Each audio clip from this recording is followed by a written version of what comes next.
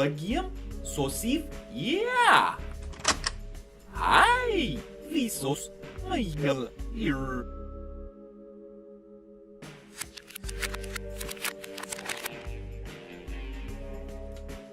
You can practice speaking backwards, so when your words are reversed, they're intelligible.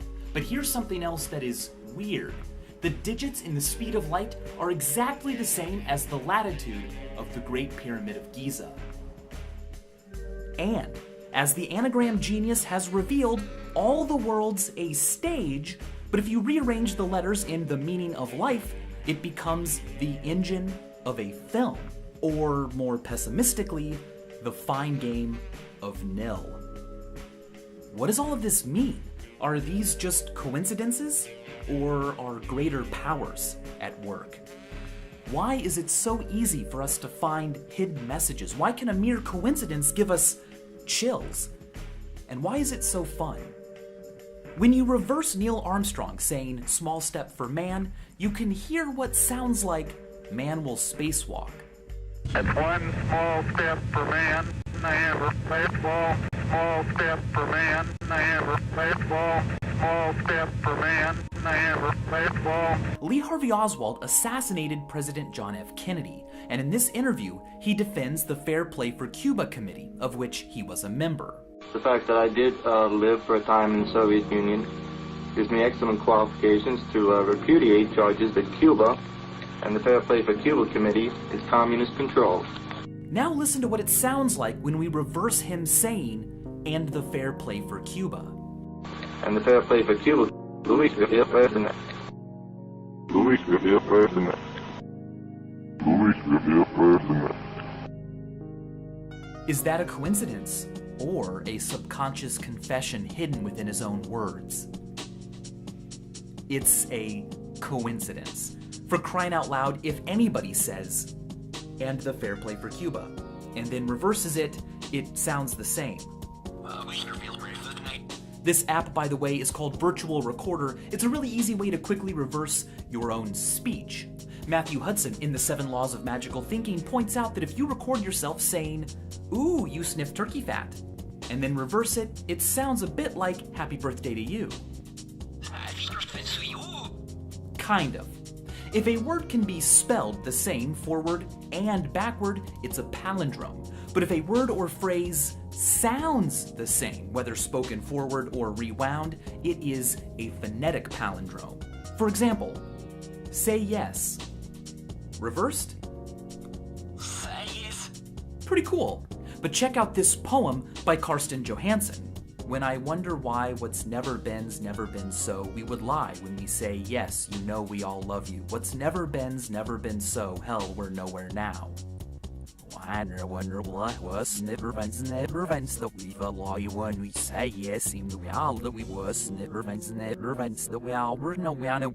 By the way, some people can speak in reverse on the fly. It is really cool to see them in action. Watch Guys Lean Back after this video. It's linked down in the description, and it's full of pretty cool coincidence videos. Apophenia is the perception of connections or patterns in information. One type of apophenia is pareidolia, the seeing or hearing of things that weren't meant to be there. For instance, hearing your name being called or your phone ringing and the sound of running water, or hearing English words in a non-English song, or seeing faces that weren't purposefully placed there. Our brains are good at this kind of work, probably because being hyper-attentive to patterns and faces can save your life. If there's ambiguity as to whether that thing hiding in the shadows is a threat or just a shadow, it's advantageous to err on the side of threat. Organisms with a healthy sense of apophenia live longer, long enough to have kids and raise them and naturally become the norm. We connect with faces so well. Hudson relates a story of a friend who draws faces on things she doesn't want to lose, like her bags. She says the faces make her less likely to forget about them. If you like it, you should have put a ring on it. If you like not losing it, you should have drawn a face on it. We are so good at teasing out patterns and faces from random noise. Actual random sequences don't always feel random to us. Originally, Apple's iTunes Shuffle feature generated complaints from users. They said that similar songs or songs from the same artist appeared in a string, which of course is to be expected from randomness, but it didn't feel random enough. So Apple introduced a smart shuffle that avoided totally random sequences that nonetheless didn't seem random to our pattern-loving brains. As Steve Jobs explained, we're making it less random to make it feel more random. Our impressive ability to imagine patterns also expresses itself when it comes to connecting songs and moving images. This dancing Spider-Man animation will famously sync up with any music you play. Try it. What kind of black magic is going on here? Well, as it turns out, most of it is in our heads. Radiolab reported that Michigan State University explains that the major movements of dancing animations like this one, or this one, move at typical song tempos, but also contain, like most dance, various other different related rhythms of movement, allowing them to seemingly fit many different tempos. Selection bias helps a lot too. We fall prey to this when we reject all the times the animation doesn't really sync up, focusing instead on the more surprising times when it does. The bizarre pyramid coincidence mentioned earlier is a lot less bizarre when you consider the fact that we got to control where we placed the decimal point, and that a number of degrees this precise isn't necessary to locate the pyramid. By the fourth decimal, we're only talking about a matter of a few meters, so it's easy to make the rest fit the speed of light exactly and have still picked a point on the pyramid. Confirmation bias also comes into play here. If you really want two things to sync up, they will. We often look for evidence that supports what we already believe while marginalizing things against it. As Marshall McLuhan said, "I wouldn't have seen it if I hadn't have believed it." These biases also help explain the seemingly mind-blowing coincidence that famous movies and famous albums can line up. One of the most popular states that if you start playing Pink Floyd's Dark Side of the Moon at the same time as The Wizard of Oz, they will eerily line up. Entire communities have sprouted around the syncing of movies and albums. Some of my favorites are the Yellow Submarine soundtrack and The Little Mermaid, Lord's Pure Heroine and Twilight Saga Breaking Dawn 2, and the end of 2001 A Space Odyssey with Pink Floyd's Echoes. There are conspiracies that these were somehow secretly planned, though in reality they're just accidental music videos, the product of selection bias, confirmation bias, and the law of near enough, a behavior of our pattern-sensitive minds. Two things don't have to line up exactly or literally for us to see a connection. This is why vague predictions are a great way to look psychic. These are also actually unsurprising when you consider the fact that the number of narrative paces and rhythms we enjoy and typically use are much smaller than the number possible. In the improbability principle, David J. Hand calls this the probability lever. What may be rare on average, or when considering all possible scenarios, can be less rare for specific scenarios, even if they are only marginally different.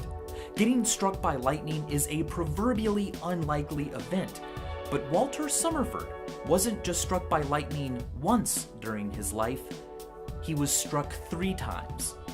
It never killed him, but 4 years after his death, his gravestone was also struck by lightning. What are the chances? I mean, clearly Summerford was some sort of robot built out of lightning rods, or had somehow angered Zeus, right? Probably not. You see, while for the average person, the chance of being struck by lightning is quite low, for an avid outdoor sportsman like Summerford, it's not as low. The law of truly large numbers also comes into play here. With lightning striking Earth 40 to 50 times a second, billions of people for it to strike, and thousands of years of recorded history, it's actually not surprising at all that at least once a story like Summerford's would have happened. Given the truly large number of people who visit Disney World every day, and the fact that they take photos and lots of them, it's actually not surprising at all that at least once so far, a story like Alex and Donna Voutsinis's has happened. While sorting through old photos before their wedding, Alex and Donna found a photo of Donna at Disney World 14 years before the couple met. But then Alex noticed something. He too had visited Disney World as a child, and there, in the background, was his father pushing him in a stroller. Sometimes coincidences can be tragic.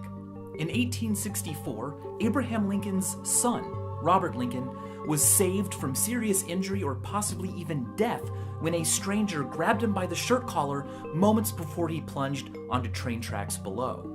That stranger turned out to be Edwin Booth, one of the most famous Shakespearean actors of the time. So famous, in fact, Robert recognized him and had a letter sent thanking him for saving his life.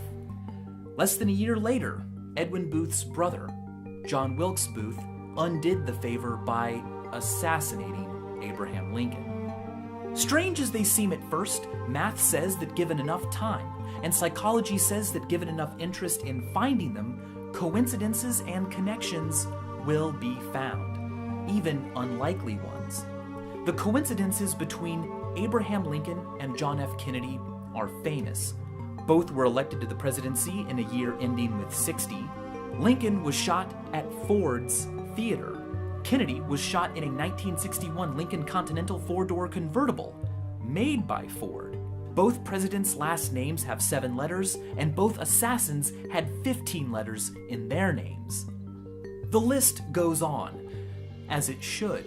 If you look long enough, you can find coincidences between any two people or things or events. They may seem strange at first, but tend to wind up being, in the end, pretty expected.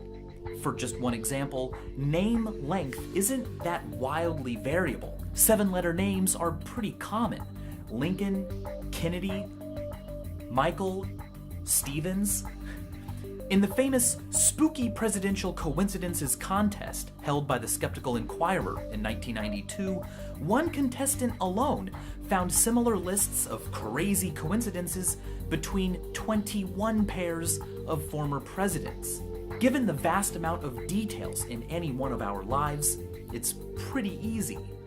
This quirk can be exploited to almost comedic heights when it comes to overanalyzing. Of course, hidden messages and signs are often intentionally included in media for fun or to reward attentive viewers. But unintentional, extraordinary things happen all the time. It's not really that extraordinary. There's a famous calculation that is known as Littlewood's law.